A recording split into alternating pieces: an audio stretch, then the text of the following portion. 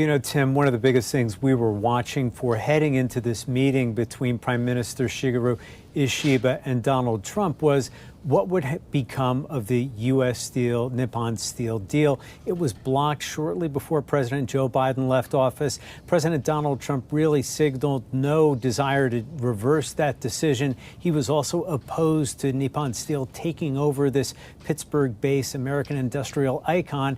And this morning he reiterated that skepticism of the deal. The Prime Minister was expected to try to make one last-ditch case for it. And from the news conference, it appears that an outright purchase has fallen short. But Donald Trump was able to secure an agreement from perhaps Nippon Steel to invest significantly in U.S. Steel, perhaps providing a much-needed capital injection into the company.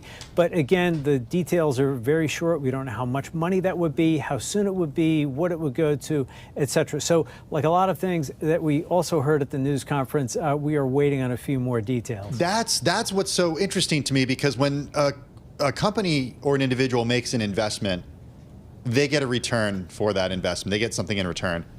Typically, it's ownership. We don't know how much ownership, or if any ownership, Nippon Steel would get of U.S. Steel, right? Well, that's right. And I think the question would be is, if they are, really in a lot of ways is a question of control. If they acquire, say, a certain percentage stake, that would, help provide some of that capital that U.S. Steel may need to modernize and to invest in some of its plants. But, what threshold would that reach? And certainly the last thing that President Donald Trump wants to see is a change of control in which U.S. Steel would then be truly taken over by Nippon Steel. So we'll have to watch for how much they acquire and what form this investment will take. Just want to point out that shares of U.S. Steel, which have been up about 8% in the past 3 days, right now is down about 6% in the session, certainly seeing some pressure following that press conference.